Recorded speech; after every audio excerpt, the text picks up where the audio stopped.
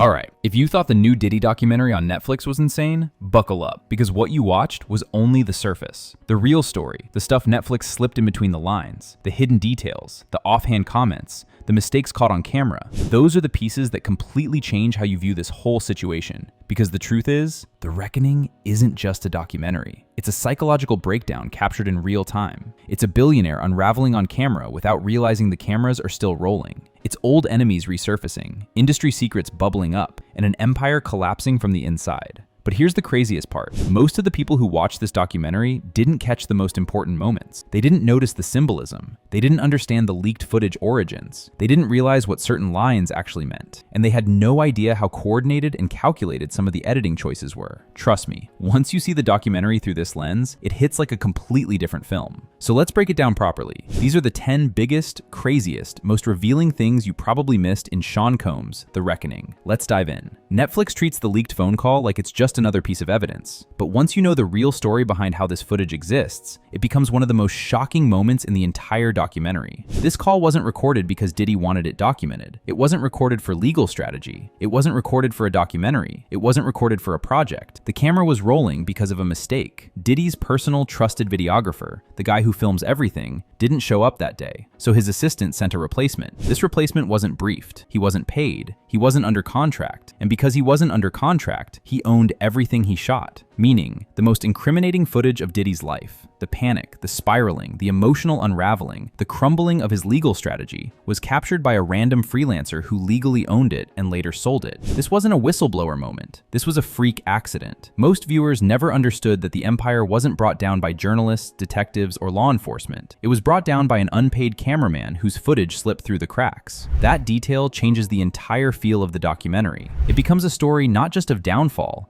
but of unintended self-destruction. There's a moment in the documentary that passes by so quickly most people didn't grasp its importance. It's when Diddy says in the leaked call, the core theme needs to be, "You didn't do anything wrong." Now, listen closely to that wording. He doesn't say, "I didn't do anything wrong." He says, the theme needs to be. He's talking like a director, like a producer, like a storyteller building a script. And that's exactly what he was trying to do. He wanted a narrative. He wanted a controlled storyline. He wanted the public's belief, not the truth. You can literally hear him rehearsing PR lines with his legal team, not legal arguments. What most people missed is what this statement reveals psychologically. Diddy wasn't defending himself. He was crafting a character. The innocent victim, the misunderstood mogul, the honorable man facing the storm. This is where the documentary quietly exposes Diddy's core coping mechanism. He doesn't confront problems, he reframes them. He tries to control the narrative around them. Netflix includes this line because it tells you everything about his mindset. Most celebrities in trouble call a crisis PR firm, maybe a brand manager, maybe a spokesperson. Diddy, however, says something completely different. We need someone who dealt in the dirtiest of dirty media and propaganda. This isn't normal PR language. This is geopolitical language. This is spin a nation language. This is erase a scandal and rewrite a legacy language. He wants people who operate in the shadows, people who manipulate public perception on a massive scale, people who know how to twist narratives, suppress information, and redirect the collective attention of millions. That tells you two things. One, he knows how bad the situation is. Two, he believes his influence and reach still qualify him to pull strings at the highest levels. Netflix placed this line quietly, but it reveals Diddy's belief that he's still powerful enough to rewrite reality, and most viewers pass right by it. There's a moment where Diddy is completely spiraling, saying he feels like he's waiting for disaster, and you can hear it. His voice is shaking, he's repeating himself, he's losing coherence. And then his lawyer jumps in with a line meant to calm him. It's the middle of September. There's still no indictment. On paper, it sounds reassuring, but the tone is off. It's nervous. It's forced.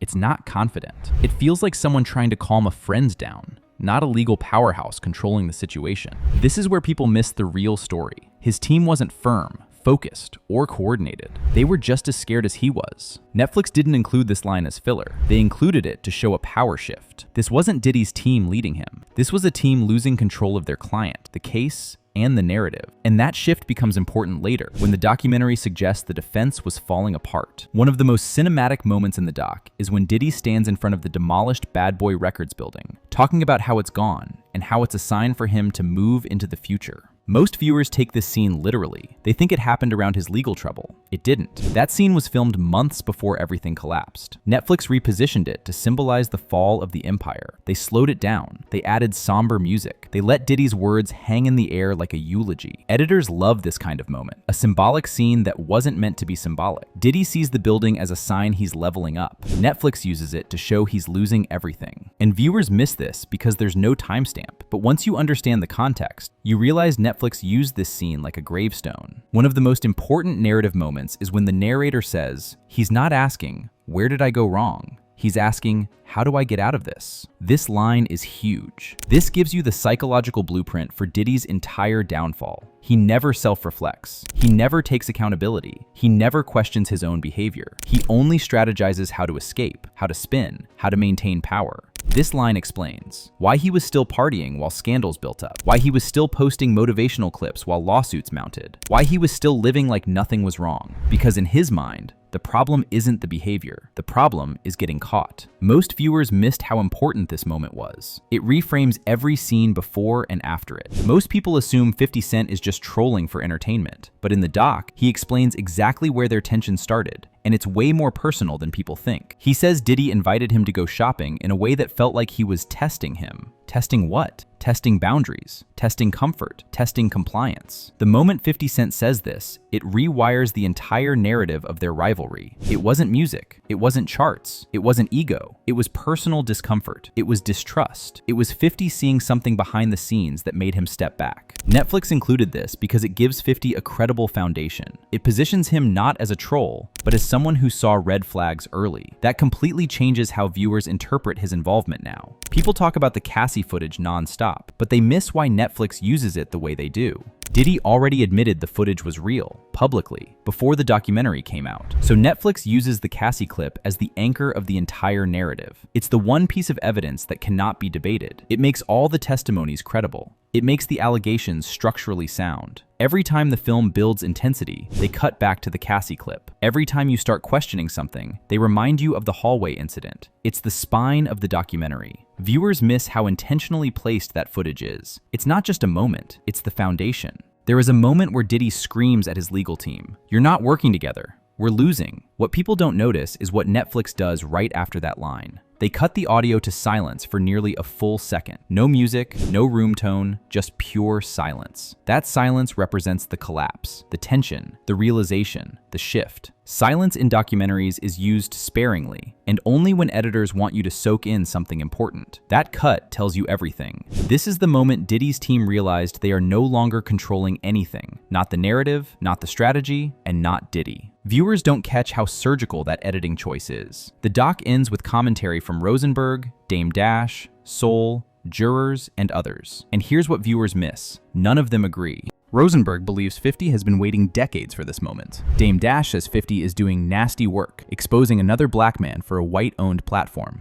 Soul says 50 is acting out of personal resentment tied to his son's mother. The jurors quietly imply the public has an incomplete picture, and several industry insiders hint the culture protected Diddy for decades. This isn't just about Diddy. This is about the entire industry being forced to confront its culture, its silence, its power structures, and the things people ignored for years. Netflix ends on this subtle chaos to show viewers. This story isn't closed. It's divided. It's personal. It's emotional. It's political. And it's far from over. Most viewers watch these final interviews like bonus content, but it's actually the documentary telling you this was never just about one man. There's one final detail in this documentary that almost nobody talks about, but once you notice it, it becomes one of the most important moments in the entire film. It's not loud. It's not dramatic. It's not part of the allegations or the leaked calls. It's not even something someone says. It's something Diddy does. There's a moment where he pauses, just freezes for half a second during that phone call meltdown. His breathing changes. His voice cracks just slightly. His eyes shift off to the side, like he's suddenly processing something none of his team wants to say out loud.